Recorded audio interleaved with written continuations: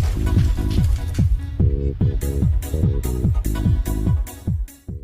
Student, मैं Bharat sir from Tridev classes Saraiya.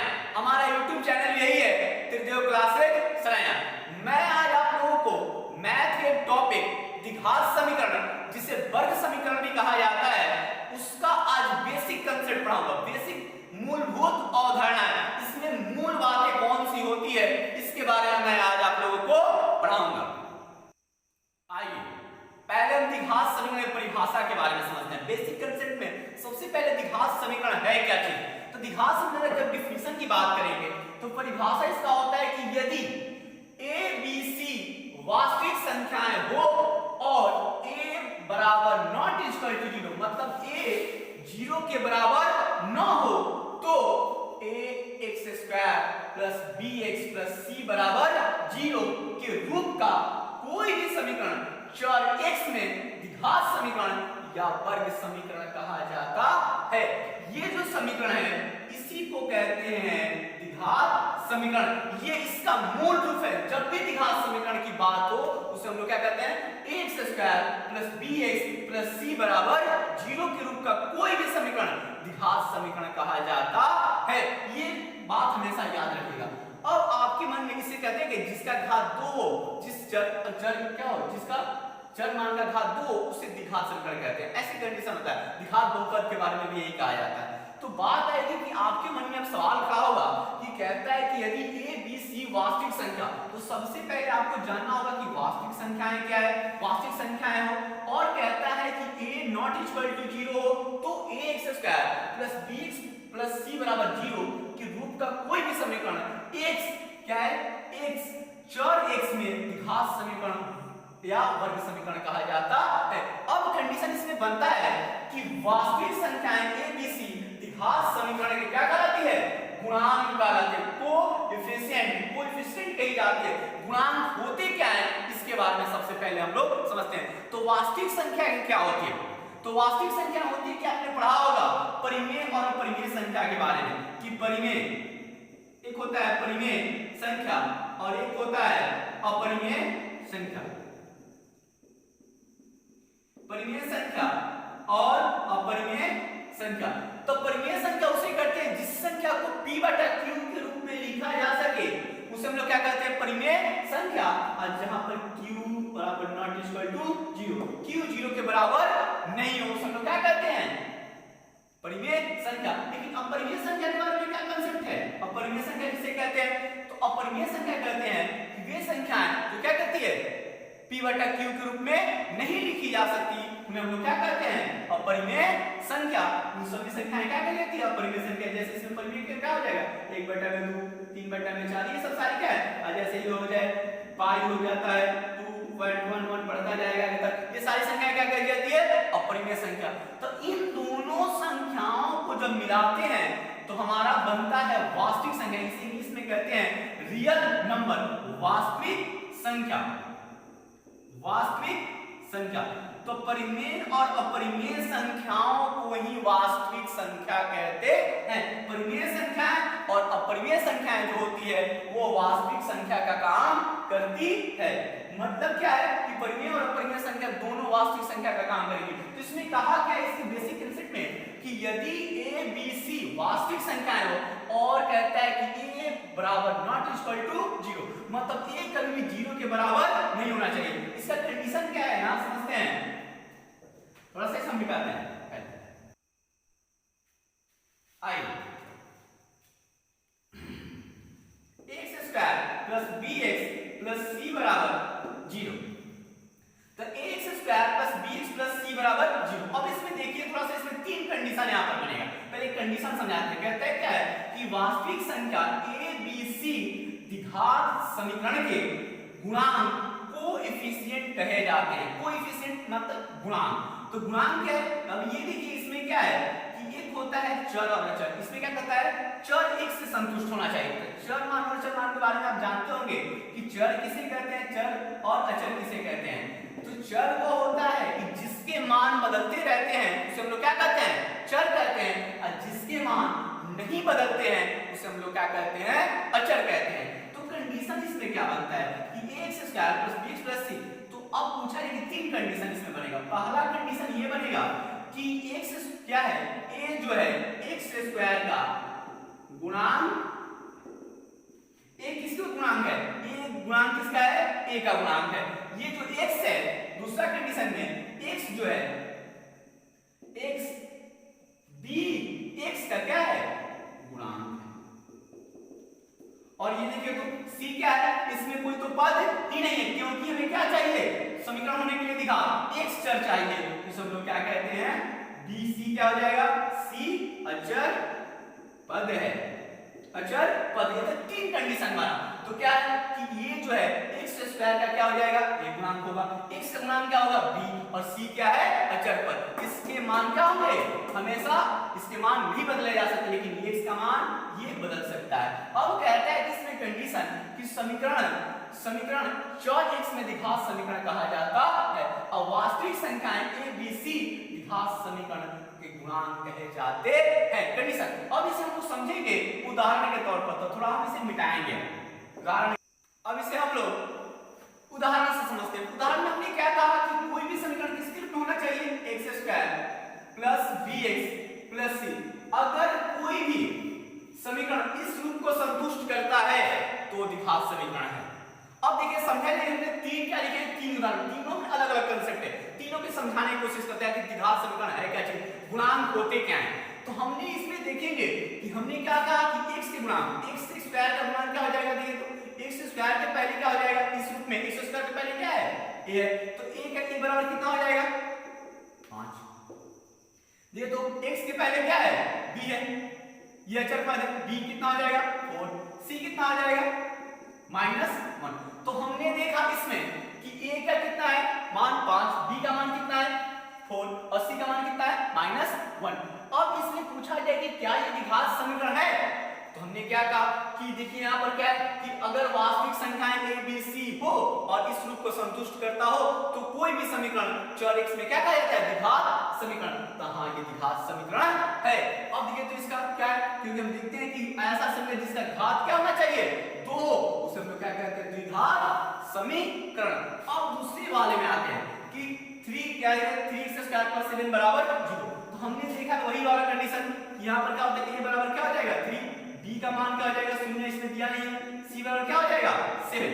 तो क्या ये द्विघात समीकरण है, नहीं ये द्विघात समीकरण नहीं है क्योंकि हम देखते हैं कि x का घात कितना है, x का घात कितना है 3, x का घात कितना है 3। हमने क्या कहा द्विघात समीकरण होने के लिए हमेशा x का घात कितना होना चाहिए 2, हमेशा कितना होना चाहिए 2। तो ये क्या है द्विघात समीकरण नहीं है, द्विघात या वर्ग समीकरण नहीं है,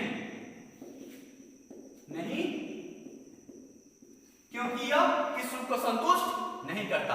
अब एक मैटर आता है इस वाले को देखिए, ये कहा जाता है कि 3x स्क्वायर प्लस 7 बराबर क्या है 0। तो इसमें पूछा जाए तो इसमें क्या होगा, a बराबर कितना हो जाएगा 3, क्योंकि क्या है a का मान कितना है 3, b का मान क्या हो जाएगा, फिर b का मान तो इसमें है ही नहीं, x बराबर क्या है bx, इसमें x ध्यान नहीं है तो 0 हो जाएगा, c बराबर क्या है 7।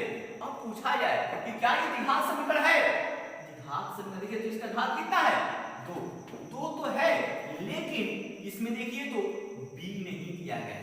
तो द्विघात समीकरण होने के लिए हमें क्या चाहिए, कंडीशन ये तीनों चाहिए कि ax square plus bx plus c बराबर 0। तो इसे भी द्विघात समीकरण कहेंगे लेकिन इसका एक नाम हो जाएगा अपूर्ण द्विघात समीकरण। अपूर्ण द्विघात समीकरण इस वाले को क्या कहेंगे, अपूर्ण द्विघात समीकरण। क्यों कहेंगे अपूर्ण द्विघात समीकरण या वर्ग समीकरण कहेंगे, तो हमने कहा कि x square plus bx plus c बराबर 0, x square plus bx plus c बराबर 0 को ही अपूर्ण द्विघात समीकरण कहते हैं, को ही अपूर्ण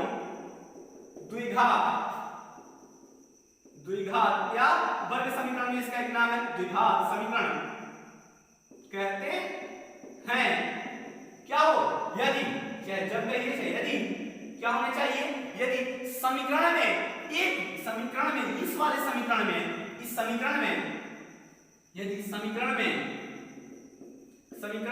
में क्या होना चाहिए बी बी या सी का मान, बी या सी का मान, बी या सी का मान क्या होना चाहिए? बी या सी में से लिखेंगे, बी या सी में से एक का मान, एक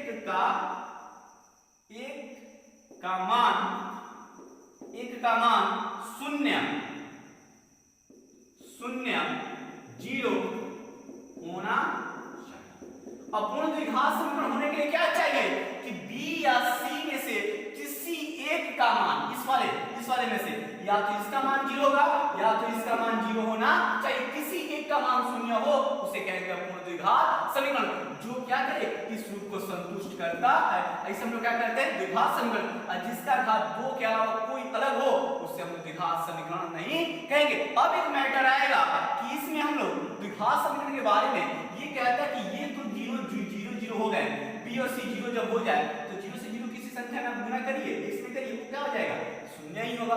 तो अब कहता है कि ऐसे सेंस में अगर a का मान शून्य कर दिया जाए, तो a का मान शून्य कर दिया जाए, फर्स्ट वाले a का मान क्या कर दिया जाए? शून्य कर दिया जाए, तो क्या ये द्विघात समीकरण होगा? नहीं होगा, क्योंकि हमने पहले ही लिखा है कि a बराबर not equal to zero, a का मान कभी भी जीरो के बराबर नहीं होना चाहिए। इसलिए अगर a का मान जीरो के बराबर हो जाता है तो उसे द्विघात समीकरण नहीं कहेंगे। आइए अब इसके आगे हमने द्विघात समीकरण के उदाहरण से उसके बारे में समझा। अब हम समझेंगे द्विघात समीकरण मूल क्या होता है, roots of the quadratic equation, इसके रूट्स मूल क्या होते हैं। अब जब भी द्विघात समीकरण को बनाएंगे तो सबसे पहले आपको मूल निकालना पड़ेगा। तो मूल होते क्या, इसके पहले बारे में समझा मूल निकालेंगे कैसे। कहता है कि x के वे मान जो द्विघात समीकरण x² plus bx plus c बराबर 0 को संतुष्ट करते हैं या शून्य लाते हैं, द्विघात समीकरण के मूल कहलाते हैं। अब एक मैटर इसमें याद है, थोड़ा सा इस पर ध्यान दीजिएगा।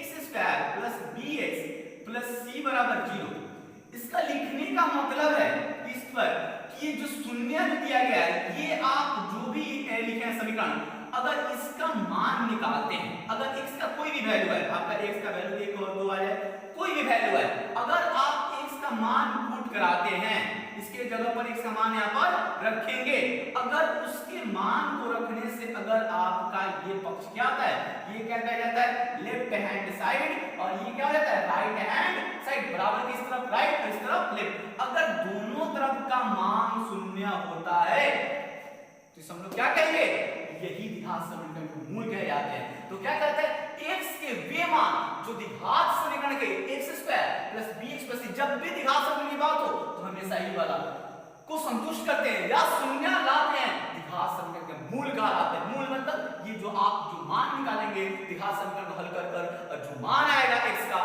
अगर वो x का मान आप द्विघात समीकरण में पुट करा देते हैं, रख देते हैं, उसके मान से लेफ्ट हैंड साइड और राइट हैंड साइड में क्या आता है 0 0 आ जाए, तो हम लोग क्या कहते हैं कि हाँ ये क्या होते हैं x के मान इसको संतुष्ट करते हैं। अगर नहीं करे तो नॉट इक्वल टू आपको 0 लिखना पड़ेगा। अब एक मैटर इसमें है, थोड़ा सा इसको व्यवहारिक ज्ञान से समझते हैं। क्या आप ऐसे लिख सकते हैं 4 बराबर 2, ऐसे लिख सकते हैं 4 बराबर 2 कभी भी नहीं हो सकता, क्योंकि यूक्लिड के बारे में आपने पढ़ा होगा, तो यूक्लिड सबसे बड़े गणितज्ञ थे, उन्होंने इसके बारे में बताया है, हम इसके बारे में चर्चा करेंगे। तो क्या कहते हैं कि ऐसा नहीं लिख सकते, क्योंकि बराबर का चिन्ह संकेत करता है कि दोनों तरफ क्या होने चाहिए, बराबर होने चाहिए। ऐसा नहीं हो सकता, 4 कभी 2 के बराबर नहीं हो सकता, ये नॉट इक्वल टू हो जाएगा। होने के लिए हमें क्या चाहिए, 4 बराबर 4 होना चाहिए, तब ये संतुष्ट करेगा। यही मैटर इसमें भी लागू होता है। तो क्या कहते हैं x के वे मान जो द्विघात समीकरण को संतुष्ट करते हैं, या अगर उनके मान को रखने पर अगर ये क्या आता है इसमें शून्य आ जाता है, दोनों तरफ इस तरफ शून्य और इस तरफ शून्य, तो संतुष्ट करते हैं या शून्य कह जाते हैं, और उन्हें हम लोग क्या कहते हैं मूल कहते हैं। रूट्स इंग्लिश में से क्या कहते हैं रूट्स। अब मूल के बारे में मैटर समझिएगा, मूल के बारे में अगर कहता है कि द्विघात समीकरण हमेशा x² वर्ग समीकरण के द्विघात समीकरण x² + bx + c बराबर 0, कहता है कि द्विघात समीकरण x² + bx + c बराबर 0 के मूल द्विघात, द्विघात कहते हैं द्विघात के द्विघात समीकरण द्विघात व्यंजक के शून्य कहलाते। ये बात हमेशा याद रखिएगा, ये मुख्य टॉपिक में कहता है कि द्विघात समीकरण x square plus bx plus c बराबर 0 के मूल द्विघात व्यंजक। आप जब द्विघात समीकरण के बारे में समझेंगे तो आखिर ये व्यंजक आपका मिला कैसे, ये जो आपका ये जो व्यंजक है ये आया कहां से, तो हम आगे द्विघात व्यंजक के बारे में चर्चा करेंगे। इसी व्यंजक से प्राप्त होता है क्या, ये आपका द्विघात समीकरण। अगर आप इस द्विघात व्यंजक को हल करते हैं और वो जो मान आता है तो हम लोग क्या करते हैं, शून्य। और ये क्या है, द्विघात समीकरण x square plus b plus c 0 बराबर 0 के मूल को ही क्या कहते हैं, द्विघात व्यंजक के शून्य कहा जाता है। इसी से हम लोग समझेंगे। अब इसके बारे में हम समझेंगे द्विघात समीकरण मूल की प्रकृति का होती है, नेचर ऑफ द रूट्स का होता है, इसके बारे में हम लोग समझेंगे। द्विघात समीकरण के मूल की प्रकृति को समझते हैं। तो मूल की प्रकृति को समझने से पहले आपको एक मैटर समझना पड़ेगा, इसमें विवेचक के बारे में। विवेचक इसका एक और नाम है विविधकर भी कहते हैं। इसे कहते हैं डिस्क्रिमिनेंट ऑफ क्वाड्रेटिक इक्वेशन। तो इसे हम पहले द्विघात समीकरण के विवेचक के बारे में समझा जाए। तो विवेचक होता है क्या, इसमें थोड़ा सा इसे देखा जाए। बी स्क्वायर माइनस 4ac को द्विघात समीकरण, द्विघात समीकरण क्या होता है, जब भी द्विघात समीकरण की बात हो तो आप हमेशा x square plus bx plus c बराबर 0, x square plus bx plus c बराबर 0 का विवेचक कहते यही है। बी स्क्वायर माइनस 4ac को क्या कहते हैं, अब देखिए इसमें क्या है कंडीशन, अब इसको थोड़ा सा पहले लेते हैं। इसे कैपिटल डी या कैपिटल डेल्टा, इसे डेल्टा पढ़ा जाता है। कैपिटल डी या कैपिटल डेल्टा से सूचित किया जाता है। तो इसे कहते हैं क्या, कि इसमें क्या कहते हैं, इसे डी या कैपिटल डेल्टा से सूचित किया जाता है। कौन, विवेचक को। ये विवेचक है क्या चीज, इसके बारे में समझते हैं। तो इसे डी बराबर या कहिए डेल्टा बराबर बी स्क्वायर माइनस 4ac। अब आपको इसमें एक चीज कॉमन दिख रहा होगा कि जब हमने क्या कहा कि इसमें b क्या है, किसका गुणांक है, ये x का गुणांक है, ये किसका गुणांक है, x स्क्वायर का गुणांक है, और ये किसका गुणांक है, ये अचर पद है। तो हमने क्या किया, इसका हमने स्क्वायर कराया है और इसमें क्या किया, 4 से गुणा कर a और c के गुणांक को घटा दिया, हमें क्या मिलेगा, विवेचक। तो इसको हम सिद्ध कर करके बताएंगे, आप इसे अभी याद रखिएगा। इसके आगे हम थोड़ा सा पहले मूल की प्रकृति के बारे में समझाते हैं। अब ये क्या हो गया, विविधकर के बारे में। तो इसका फॉर्मूला क्या होता है, डी का ये कैपिटल डेल्टा बराबर बी स्क्वायर माइनस 4ac, इसे क्या कहा जाता है, विवेचक। अब इससे मूल की प्रकृति के बारे में समझते हैं, इससे अब हम लोग आगे बढ़ेंगे। आइए मूल की प्रकृति के बारे में समझते हैं। हमने क्या बताया, पहले मूल के बारे में पढ़ाया, फिर विविधकर के बारे में बताया। अब हम क्या करेंगे, मूल की नेचर के बारे में समझते हैं। नेचर क्या होता है, कहता है द्विघात समीकरण में मूल की प्रकृति, nature of the roots of a quadratic equation. पहले हमने क्या किया कि माना कि, पहले काम करिए, माना कि x square plus bx plus c बराबर क्या हो जाएगा, 0। माना कि a x square plus bx plus c बराबर 0 कौन सा समीकरण है, द्विघात समीकरण। माना कि x square plus bx plus c बराबर 0 द्विघात समीकरण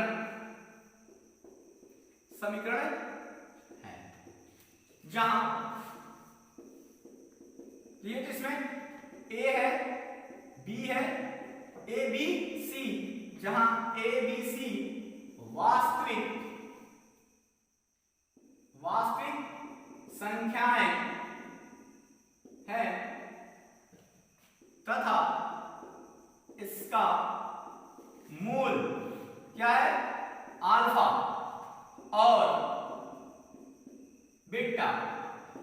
अब देखिए हमने क्या किया, मूल की प्रकृति निकालने से पहले अल्फा एवं बीटा हमने क्या किया, जहां पर इसका मूल क्या है, अल्फा एवं बीटा, हमने हमने बताया द्विघात समीकरण मूल को ही क्या कहते हैं, शून्य कहते हैं। द्विघात व्यतिरिक्त हमने इसके बारे में हम लोग पढ़ेंगे। तो अल्फा और बीटा है। तो अब इसमें कंडीशन बनेगा कि इसमें दो तरह के, जैसे हमने कहा अल्फा बराबर होता है minus b plus under b square minus 4ac बटा में 2a।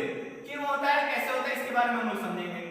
या तो आप ऐसे भी लिख सकते हैं, या minus b plus root d, क्योंकि हम क्या जानते हैं कि बी स्क्वायर माइनस 4ac को क्या कहते हैं, डी, विविध कर या विवेचक बटा में 2a। या तो आप इसे लिख सकते हैं बीटा बराबर, ये क्या है, एक मूल है, माइनस बी, और एक बार देखिए तो यहाँ पर हमने क्या किया, प्लस, क्योंकि दो मूल होते हैं, एक प्लस और एक क्या हो जाएगा यहाँ पर minus under root b square minus 4ac बटा में 2a। या लिख सकते हैं इसे माइनस बी माइनस, इसे क्या लिख सकते हैं, रूट डी बटा में 2a। ये क्या है, ये द्विघात समीकरण के मूल हैं। इसे अल्फा एवं बीटा, अल्फा बराबर minus b plus minus b square under root b square minus 4ac बटा में 2a, या तो minus b plus minus root d बटा में 2a लिखिए। या तो बीटा बराबर minus b minus root under root b square minus 4ac बटा में 2a, या तो लिखिए minus b minus under root d बटा में, क्योंकि डी को ही क्या कहते हैं, बी स्क्वायर माइनस 4ac, ये भी है। अब यहाँ पर देखिए तीन संभावनाएं, चार संभावनाएं बनेंगी। चार संभावनाएं कौन सी प्रोबेबिलिटी है, इससे चार स्टेप में हम इसे कर समझाते हैं। ये हमारा क्या होता है, हमने क्या किया कि माना कि सबने समीकरण तो में है x square plus b square c बराबर 0 द्विघात समीकरण है। हमने क्या किया, हमने बताया कि ये क्या है, वास्तविक संख्याएं।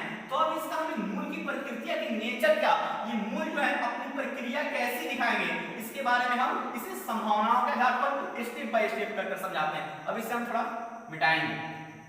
आइए संभावनाओं के बारे में समझते हैं। तो हमने कहा था कि इसके नेचर जो रूट्स होंगे, क्या है, मूल की प्रकृति क्या होगी। तो हमने क्या कहा, चार कंडीशन बनेंगे। चार कंडीशन के बारे में समझने से पहले हम क्या समझते हैं कि कहते हैं कि यदि डी मतलब क्या होता है, विविध कर या विवेचक, डी छोटा है किससे, लेस देन क्या है, 0। डी छोटा है किससे, 0। ऐसे भी जाते लिख सकते हैं कि बी स्क्वायर माइनस 4ac छोटा है किससे, 0। तो क्या होगा, तो मूल कौन है, मूल क्या हो जाएंगे, अल्फा एवं बीटा।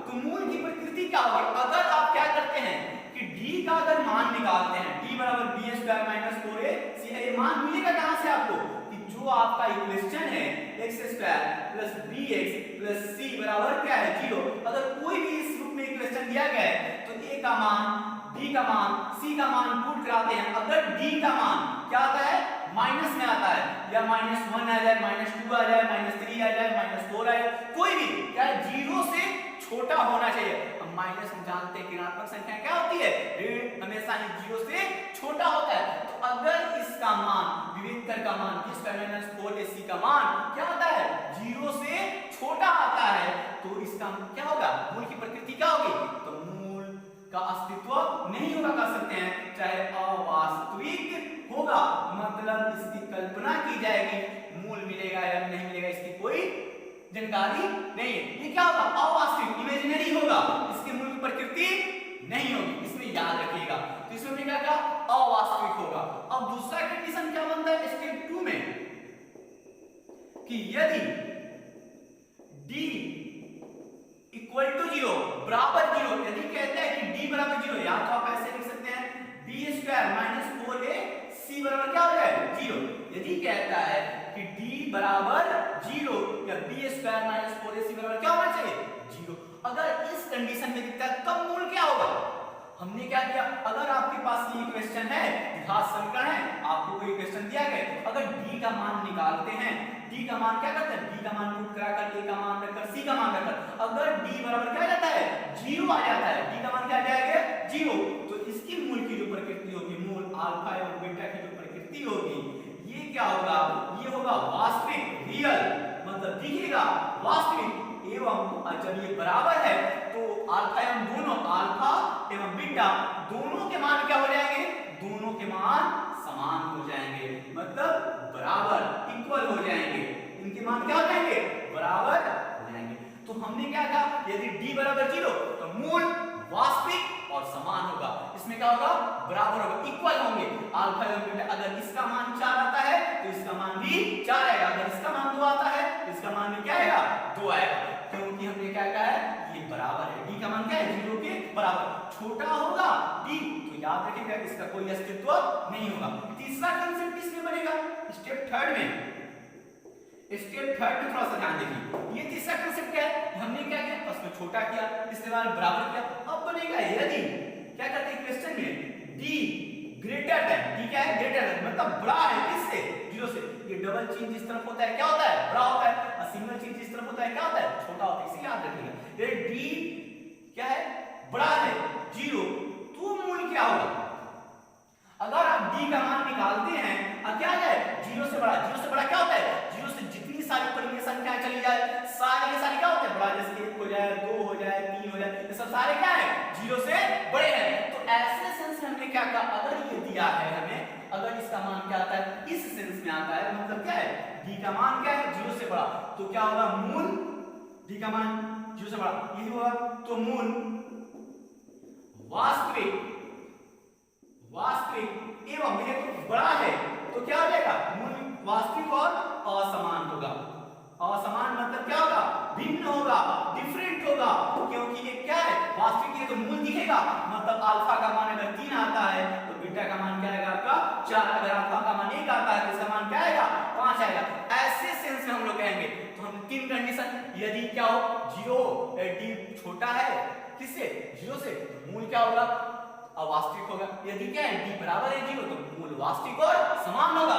यदि क्या है, d बड़ा है 0 तो मूल क्या हो जाएगा, वास्तविक और असमान होगा। चौथा कंसेप्ट क्या होगा, इसे हम समझाते हैं। अब थोड़ा इसे हम मिटाएंगे, तब हम इसे चौथे कंसेप्ट के बारे में समझते हैं, सबसे खास है ये।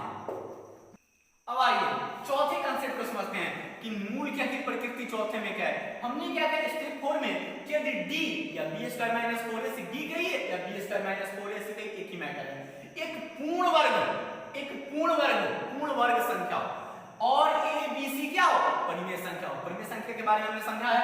ये कहता है पूर्ण वर्ग क्या है, पूर्ण वर्ग संख्या कहते हैं किसे है, तो हमने बताया अगर किसी संख्या को, इसमें कंसेप्ट है, अगर किसी संख्या, यदि किसी संख्या को उसी संख्या से गुणा कराया जाए तो जो संख्या प्राप्त होती है उसे क्या कहते हैं, पूर्ण वर्ग कहते हैं। तो देखिए, तो 2 × 2 = 4, अगर 4 का रूट निकालते हैं तो कितना मिलेगा, 2, जैसे कितना 16 का क्या हो जाएगा 4, 25 का क्या हो जाएगा 5। तो ये सब सारी संख्याएं क्या कर जाती है, पूर्ण वर्ग संख्याएं। ये सब सारी संख्याएं पूर्ण वर्ग संख्याओं के सेंस में आती है। तो हमने क्या कहा कि अगर पूर्ण वर्ग संख्या हो तो इसमें हम लोग कंसेप्ट क्या देंगे, तो कहता है कि a b c क्या है, परिमेय संख्या होनी चाहिए। परिमेय संख्या मतलब p/q के रूप में हो और q ≠ 0, तो ये क्या होती है, परिमेय संख्याएं। तो जो मूल होंगे, तो मूल क्या होगा, परिमेय संख्या होगा। मूल भी क्या होगा, परिमेय संख्या होगा। अगर कोई संख्या पूर्ण वर्ग d का अगर आप मान निकालते हैं और d के मान में 4 आ जाए, 16 आ जाए, 25 आ जाए, ऐसी कोई संख्या जिसका वर्ग संभव हो, तो वो क्या हो जाएगा, हमेशा इसका मूल परिमेय संख्या। परिमेय संख्या मतलब p/q के रूप में ही आएगा। ये कंडीशन है, ये शर्त है, मूल की प्रकृति है। ऐसा सेंस ये आपको देखने को मिलेगा। ये हमारा क्या हो गया, मूल की प्रकृति। मूल की प्रकृति क्या आ गया, अब हम लोग समझेंगे। इसके जस्ट आगे अभी हम थोड़ा मिटाएंगे, इसके आगे बढ़ा जाए। आइए, हमने समझा मूल की प्रकृति के बारे में, मूल की प्रकृति की नेचर के बारे में समझा। अब समझेंगे हम लोग कि द्विघात समीकरण के मूलों का योगफल और गुणनफल के बारे में, कि मूलों का योगफल क्या होता है, अल्फा एवं बीटा का योगफल क्या होगा और अल्फा एवं बीटा के गुणनफल क्या होंगे। कहते हैं sum and product of the roots of a quadratic equation. अब समझेंगे, तो इसे समझने से पहले आइए समझते हैं। हमने कहा कि माना कि, सबसे पहले मानते हैं, माना कि द्विघात समीकरण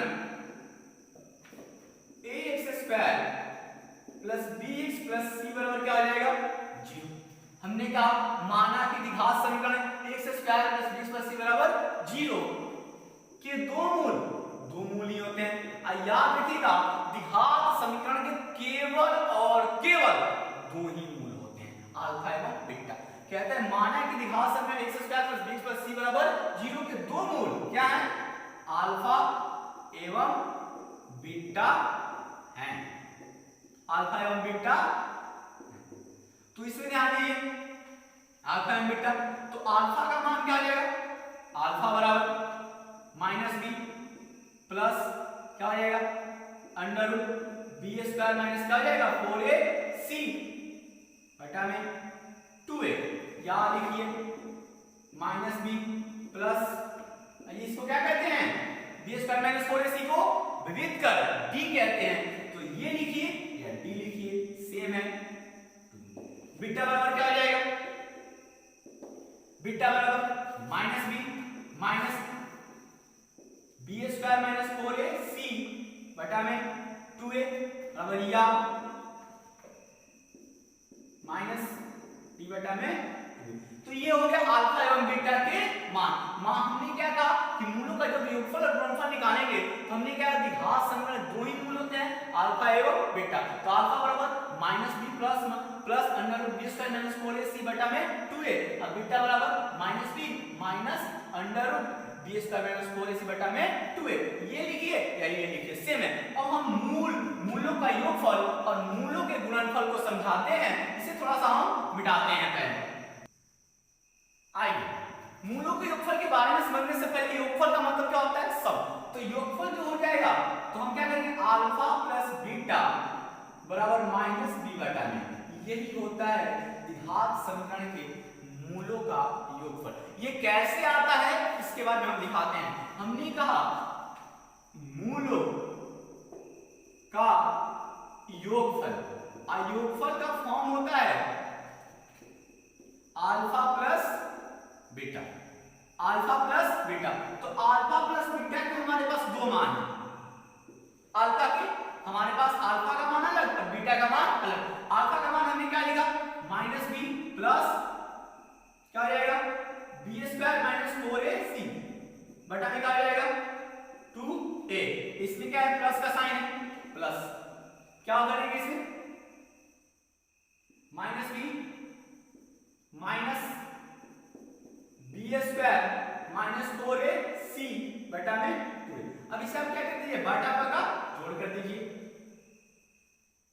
जोड़ हमने किया दोनों में क्या कॉमन है, इसमें हम क्या एलसीएम ले लेंगे 2a से 2a कैंसिल हो गया, क्या हो जाएगा माइनस b 2a से 2a क्या हो जाएगा कट जाएगा 1 से गुणा minus b plus under root b square minus 4ac। ये देखिए तो 2a से 2a कट जाएगा, ये प्लस है तो क्या हो जाएगा प्लस प्लस प्लस और माइनस क्या होता है माइनस, अब प्लस प्लस प्लस होता है b, ये क्या हो जाएगा माइनस अंडर रूट क्या हो जाएगा b स्क्वायर माइनस 4ac, ये होता है। अब देखिए तो एक वाले को हम लोग क्या करेंगे घटा देंगे, ये कट गया ये कट गया, ये देखिए तो प्लस में है और ये माइनस में। आप इसे d भी लिख सकते हैं, यहाँ पर क्या लिख सकते हैं d लिख सकते हैं। हमने b स्क्वायर माइनस 4ac लिखा क्योंकि उसी का मान ये है। हम देखिए तो ये भी माइनस ये भी माइनस, तो माइनस b क्या हो जाएगा माइनस 2b, अब बेटा में क्या हो जाएगा 2a। अब देखिए तो ये कट गया ये कट गया, क्या बच गया यहाँ पर माइनस ab, क्या हो जाएगा अल्फा प्लस बीटा बराबर क्या हो जाएगा मूलों का योगफल। तो अल्फा प्लस बीटा बराबर क्या होता है अल्फा प्लस बीटा बराबर माइनस b बटा में a, यही तो हमने लिखा था। अब ये आया कहां से, इसे समझने के लिए हम लोग क्या समझेंगे, देखिए ध्यान से, ये क्या है माइनस b और a, तो इसमें हमने क्या लिखा था कि ax square plus bx plus c बराबर क्या होता है 0, यही होता है द्विघात समीकरण।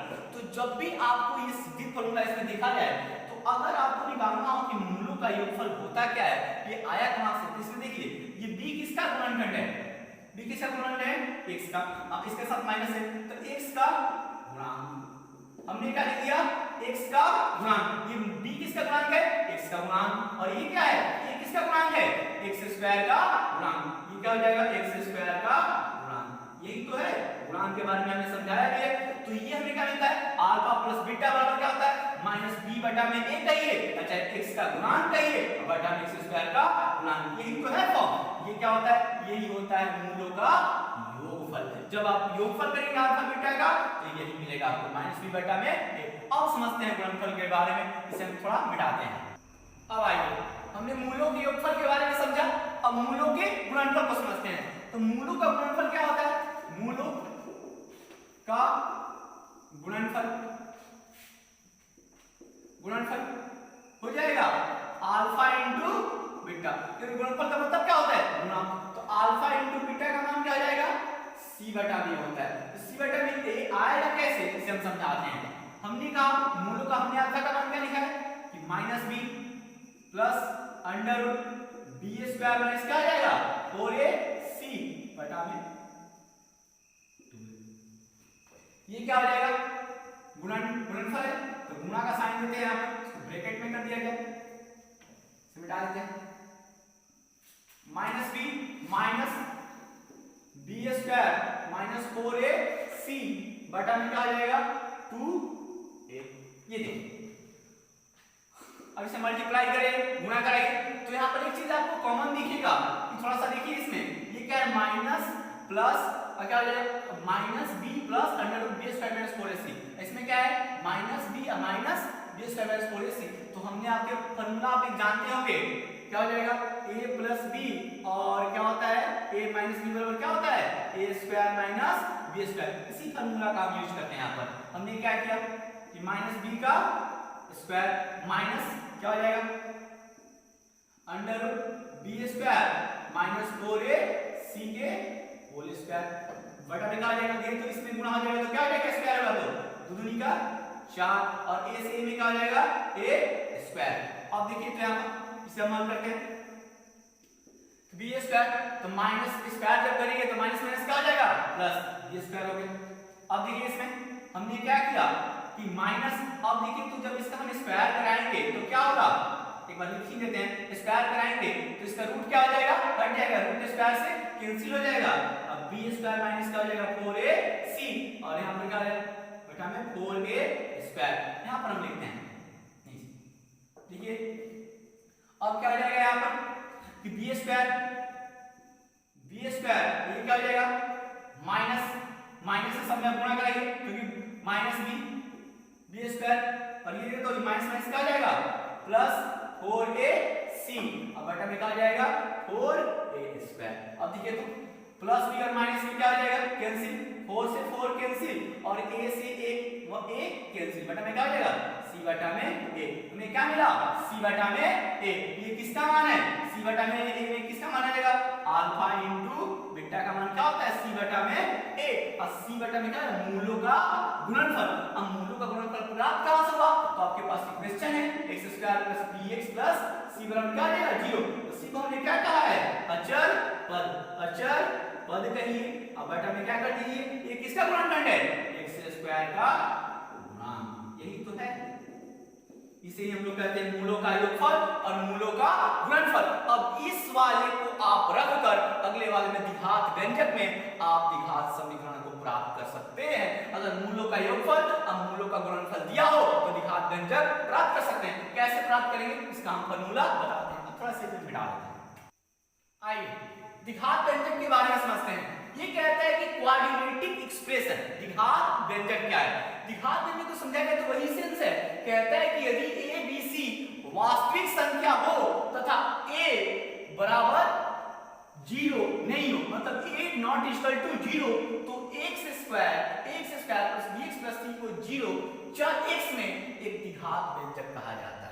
सेम कंडीशन वाली द्विघात व्यंजक किसी ही कहेंगे क्वाड्रेटिक एक्सप्रेशन। ये क्या करता है, ये क्या होना चाहिए वास्तविक संख्या, और वास्तविक संख्या का हमने बताया है परिमेय और परिमेय को वास्तविक संख्या कहते हैं। अचर x में क्या होना चाहिए, इस घात होना चाहिए, द्विघात व्यंजक कहेंगे।